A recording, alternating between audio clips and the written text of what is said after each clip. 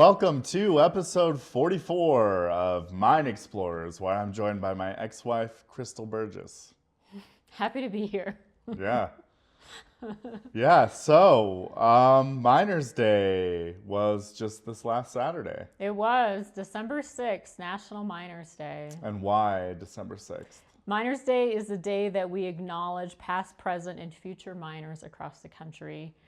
It came as a national holiday from an unfortunate disaster in West Virginia in, 19...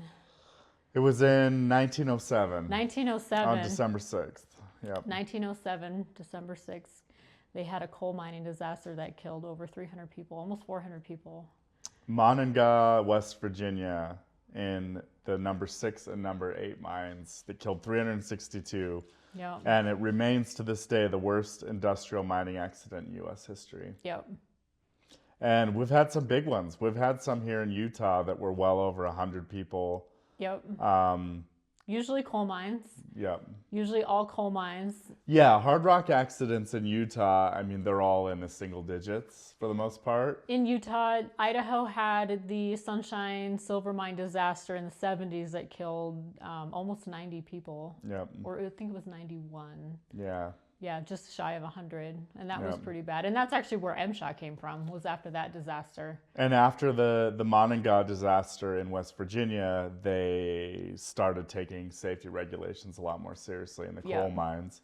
And up until Sunshine, safety regulations were really coal focused and less hard rock focused. And then after Sunshine, they took it seriously across the board. Yep.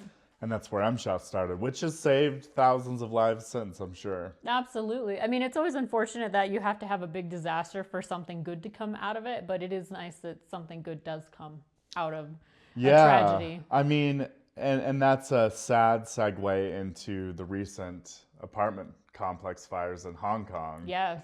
And we were thinking about bringing that up last week when we talked about, or 2 weeks ago when we talked about cutting corners and the importance of hiring good providers, where this fire in Hong Kong definitely going to result in a lot of changed safety regulations, especially a lot of people may not know this, but in Asia, they still use a lot of bamboo scaffolding. Right. Bamboo is cheap, it grows fast, and it's very strong. It's technically environmentally friendly. Unfortunately, though, it's very flammable. Right.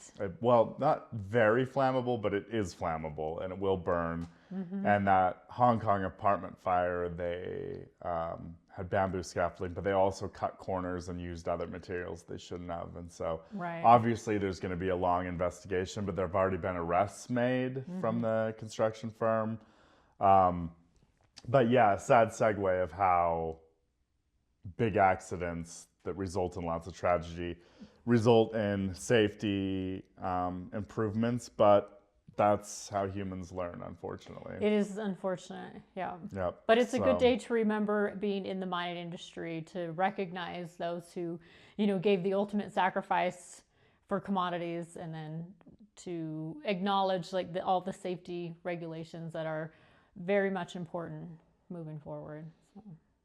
Yeah, absolutely. So, lots of miner sacrifices, and let's not forget that the sacrifices aren't just fatalities and big accidents. Like, there's a lot of miners who died of black lung, silicosis, brown lung, and all the other things too, where they may not have sacrificed their lives right off the bat, but they definitely lived a much shorter life due to the hard profession. For sure. And that's why it's really exciting to see autonomy coming into the mining industry, where they can, use machines instead of people to keep people safe and healthy.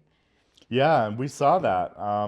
We saw the Caterpillar and Lux Stone gave a presentation at Ag Nexus. Right. Where they had the autonomous haul trucks, and the safety around that is incredible. Right, and the really cool thing that I remember from that is, as they turned their pit into autonomy, they still employed all of the same people. They didn't lay off a single person throughout that whole process, which I thought was really cool, because their whole philosophy is people first. That, and the industry always struggles with labor. Right.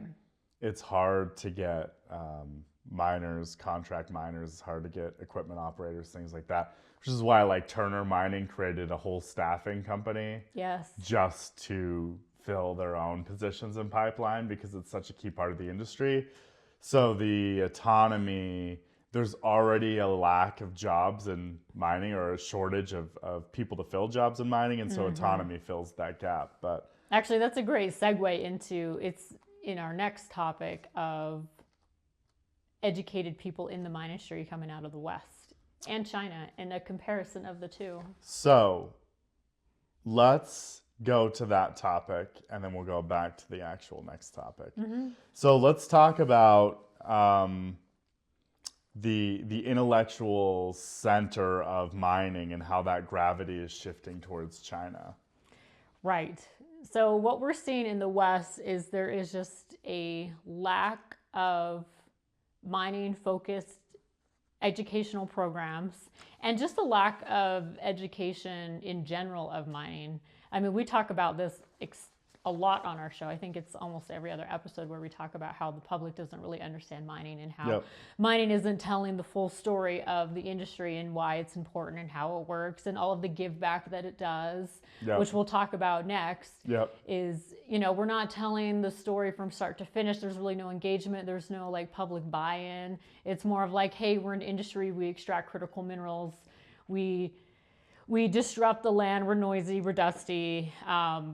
Please buy our product. You know, there's the public involvement's very minimal. The public involvement's very minimal, and we're seeing that not only just with regulation and permitting roadblocks, but we're also seeing that in the education sector as well. Of we're not getting the young people involved into the mining industry. We're not getting the new younger generation excited about saying like, a career in mining is a great path for me. But that's not true globally. That's not true globally. True in the West. That's true in the West. When we talk about the West, we're talking about the United States, we're talking about Canada, and we're talking about Australia. So let's look at, I'm going to read off some statistics and then you can discuss. So in China today, there are 80 mining engineering university programs. There are 4,000 annual mining engineering grads. There are 11,000 metallurgy and mining processing grads. And there are 20,000 new mining processing experts that are graduating in China each year. And that's across geology, engineering, processing, everything else. But 20,000 in the West, there are 386. 300 in the U.S. mining experts. Right. Every year, there are 300. So China's graduating 20,000 mining experts. The United States is graduating 300. Canada is graduating 300, which is a much higher per capita graduation rate. Australia, which used to be the global hub of mining, but they've been so anti-mining and they've beat up their youth so bad on ESG stuff that in Australia, they're only graduating 50 to 70 mining professionals a year. That's insane. Geologists, engineers, processing engineers, metallurgists, 50 to 70 compared to 20,000 in China. So in all the West, there's a total of 800 graduates to China's 20,000. So we're graduating approximately 1/20th the amount of talent that they are. Yeah, China, I mean, it's just staggering. Like once you see the stats, because like we always talk about like, oh, China's so far ahead. And then you start looking into exactly how far ahead and how they've been thinking about mining for decades and before processing, us, and processing and cleaning up how they do mines and attack and mining them more environmentally friendly ways and making sure they have high standards, high safety ratings, right? But then they're not only looking at extracting minerals, they're also looking at processing and getting that end product, which is a huge gap that we see in the West. Yep, a huge gap. I'm publishing a report, and I will present it in next week's episode. I'll go through it. But I look at all the critical minerals and where processing capacity and reserves are. And overwhelmingly, they're lacking in the West for a lot of critical minerals. But Right. the big underlying statistic that I think really shocks me the most is China creates more mining experts in 2 weeks than the United States does in a year. That's crazy. So the overarching theme of this episode was the gray tsunami. So a lot of our experts, we have a lot of experts now in the West in mining, in Canada, the USA, and Australia, but they are retiring at a rapid rate. Right. They are retiring or they're trying to retire. Most of them are being pulled back into consulting roles and they're unable to retire, or they don't want to. Mining gets in your blood. It's really hard to retire from mining. But they're trying to retire and they're getting pulled back in. But eventually they will be gone, and we don't have anyone to take their place. We don't have that younger generation. The replacement rate of mining experts is far below what it needs to be. But in China and Asia and other parts of the world, it's much higher. And so, yeah, there's a real likelihood that a lot of these positions will be backfilled from engineers and geologists and experts from China and Asia and the Middle East. I mean, every time we post an application for mining engineer or professional, more and more I'm seeing applicants from Asia and the Middle East because they still have robust programs. For sure. I mean, it's like 10 to 1. Yep.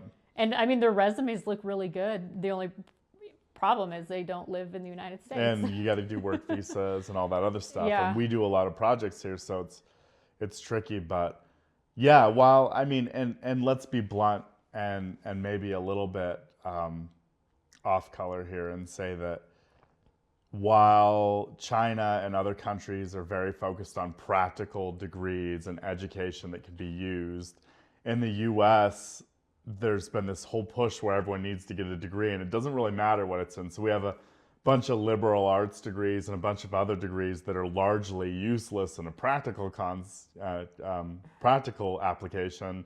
And so there's plenty of college-educated people here, but they're not getting educated in things that are being used. Right. And that's a big issue. It is a big issue.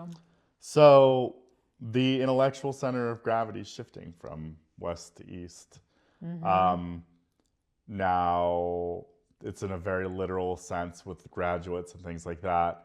We go into the AI level and there's a whole different thing because the intellectual gravity is shifting to digital. Right. And not necessarily from people. But I think that there's this talent shortage has the potential to create a lot of bottlenecks moving forward.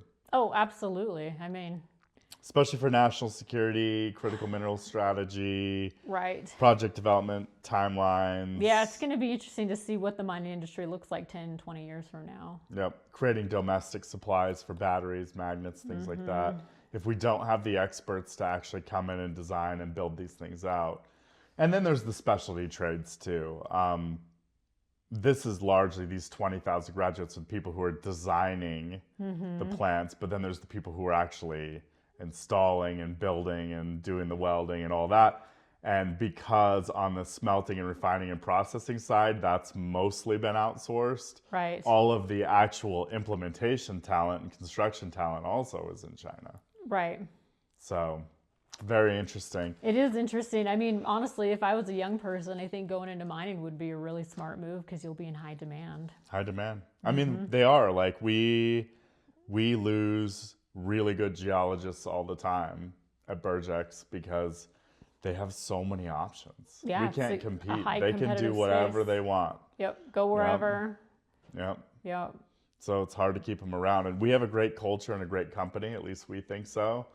And we pay very competitively, but it's still hard to keep young talent in, especially in geology, because there's so many jobs and so much going on right now in particular. Oh yeah, and that wave is not slowing down anytime soon. So let's shift back to a little more of a Well, let's go, back to the story. yeah, of let's go back to mining. kind of a positive, happy story. So let's talk about the wilds in Cumberland, Ohio, and how mining can make a positive impact Yeah, well, domestically. so this goes back to what we were talking about earlier of mining isn't telling the whole story. So a lot about, when we read the news, it's all about like market share or stock prices, the price of gold, what miners are doing, but they're not telling like why they're doing it. They're not telling how they're extracting. They're not telling the legacy that they're leaving behind, right? And so it's really important that mining starts saying, hey, we had this project here, we finished it, and now it's this wonderful community benefit.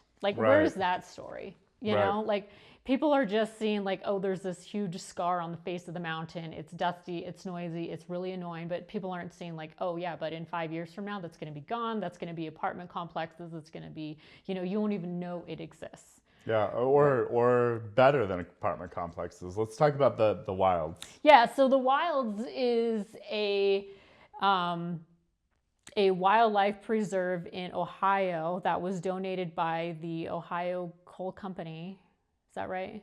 I think you said it was the Iowa Coal Company No, it's Ohio. earlier. Okay. It's an old Ohio coal company was donated that land in the 20s, over 9,100 acres. That's now a wildlife preserve.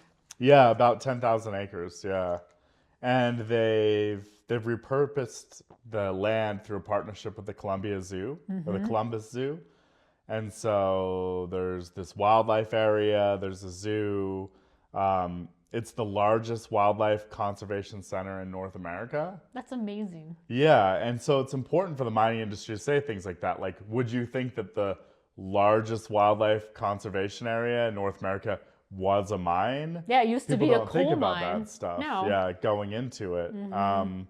And so rhinos, giraffes, cheetahs, and antelope are now all in a former coal mine. That's amazing. You can do like a safari tour, right? Take a bus out and go look at the animals. I think that's Yeah. awesome. Yeah, and it's interesting. So it's a good symbol of how responsible mining plus reclamation can equal public good. So when we do a lot of valuations of mines and we do economic analysis of different mining operations, and the mining companies themselves think very little about the land value post mining. Right. It's not a big part of the business. It's not a big part of the business plan. It's not something we really even consider. And so by the time a mine gets to the end of its life, the mining company's already focused on doing what it's doing best and mining somewhere else and looking at new exploration or potential brownfield. Maybe they stop mining the surface, go underground, go to a different part of the property. And so there's not a mandate or a real push to commercially monetize the land.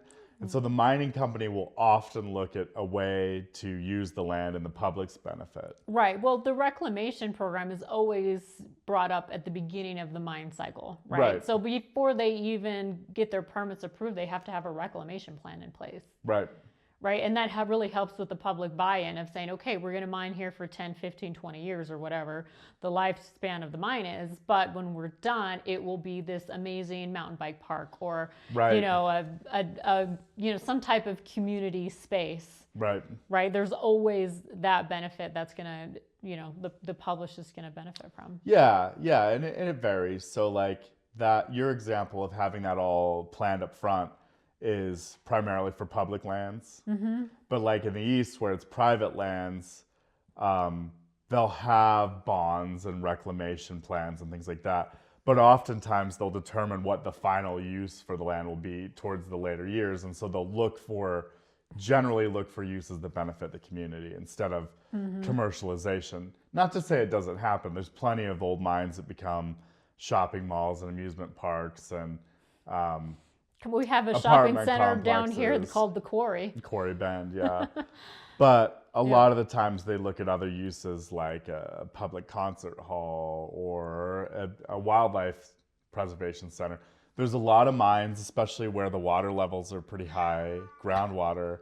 They will fill them up and make wetlands and ponds and things like that, which is really great. Yeah. Hello, cat. Hi. We haven't seen Skaboosh in a while. We saw Blue recently. This is Skaboosh. He is our senior kitty. Pepper's a little jealous. He's a little looking kind of frazzled today because he had a bath. So he smells very clean and soapy. He's our vocal cat. I have to put on headphones often when I'm working at home because he likes to talk. He is a chatty cat. Anyway, I think that's an episode. That's an episode. Yeah, we talked about reclamation, shifting labor and talent, and about Miners' Day. What's the teaser for next week's Saturday. episode? So next week, I put together a United States mining outlook for 2026, and it's an in-depth analysis of the macro trends. So I'm not getting into like individual commodity pricing or individual markets, but I'm talking about the big macro trends like globalization, the AI arms race, shifting energy policies, and the shift back to nuclear, and then what's driving precious metals, sovereign debt, currency debasement, and secret Chinese central bank gold buying. Mm-hmm. And so I will have a full interactive presentation with graphs and charts and original research that I will present next week. Looking forward to it. That'll be great. Should be fun. Yeah. Fun and maybe enlightening a little bit. Yeah, definitely. You will get stuff from that. It's a lot of original stuff that you will not hear anywhere else, and we'll provide a link so you can actually download the presentation to study and look more into after the episode. Awesome. So, all right, thanks for watching. We'll see you next time.